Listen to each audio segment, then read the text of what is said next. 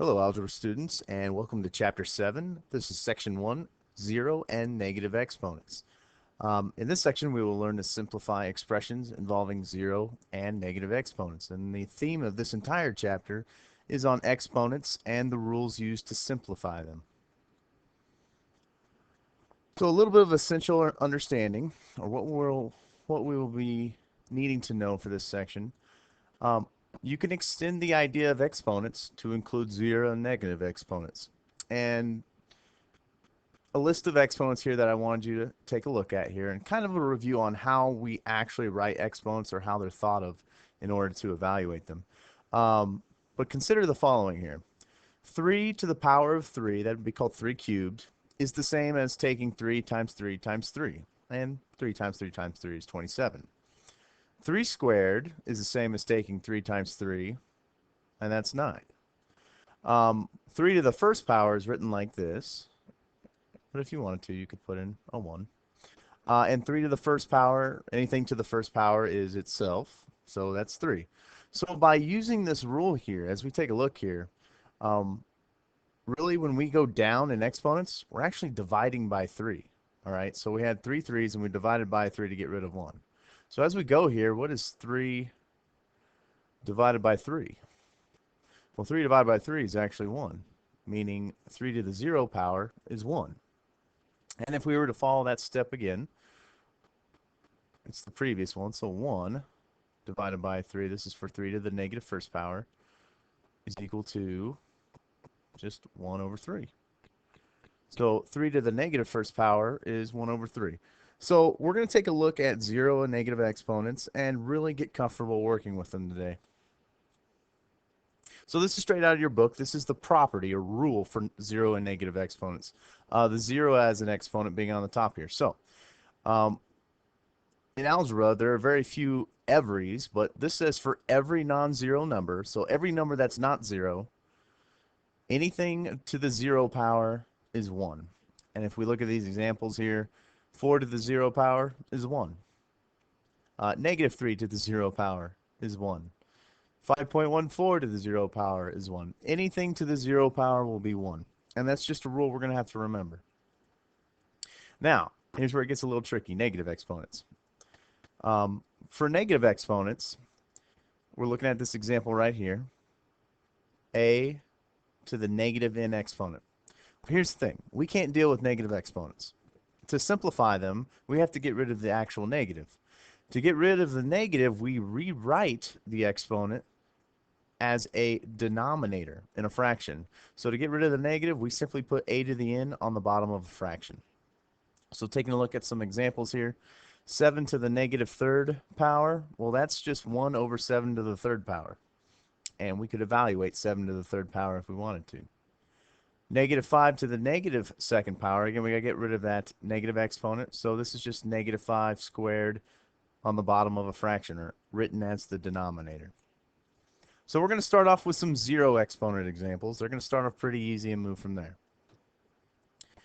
For A, again, anything written to the 0 exponent is always the number 1.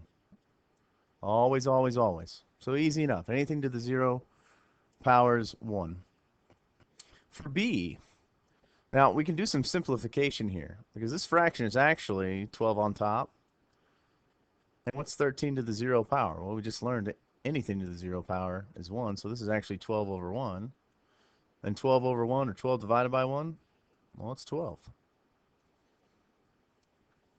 And for the last example here, we can simplify this a little bit as well.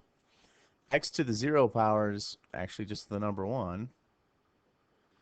And y squared, well, we can't do anything with that, so that's just 1y squared. Or if you wanted to write it like we usually do in algebra, just boring old y squared. So not a ton of work here. Just remembering that when we simplify, anytime we're seeing 0 as a power, that whole exponent is going to equal 1. Okay, for negative exponents. Again, the rule is if it has a negative exponent, it needs to be flipped. And I'll go over that here in a second, or at least how I like to show it.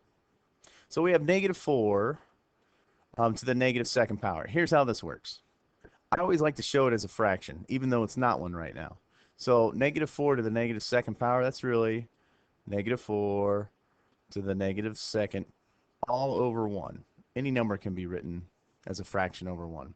So what we do to get rid of this negative, to get rid of it, we're just going to flip everything, well, not everything, but the exponent to the bottom.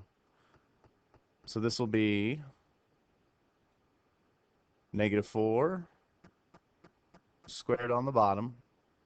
And you have to have something on top. Can't have 0. That would actually be the number 0. So this is just going to be 1 on top.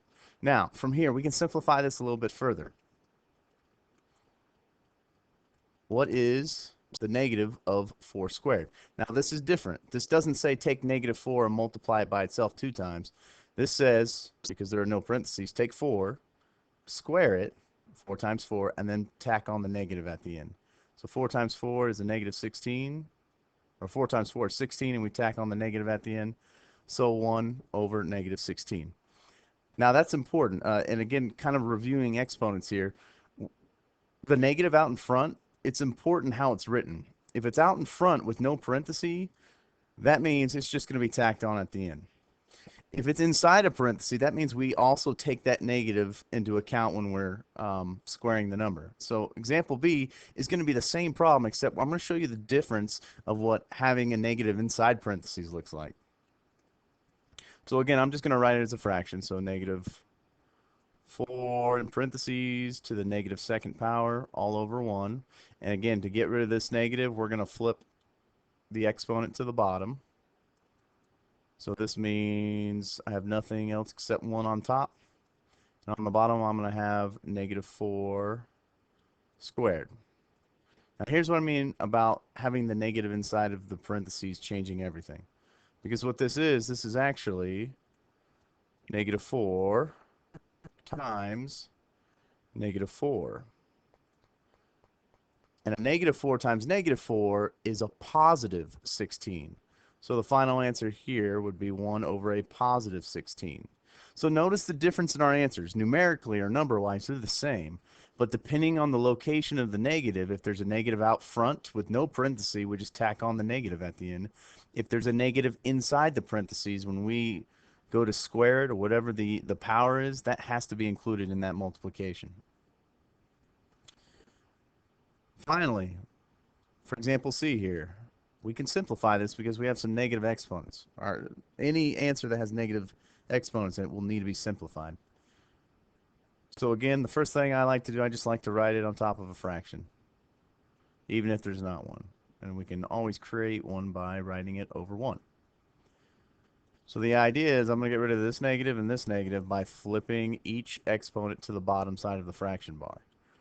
So on the bottom, I'm going to have, technically it'll be 1 times, but I don't have to write the 1 times. So it'll be x to the positive third, and then times y to the positive fourth.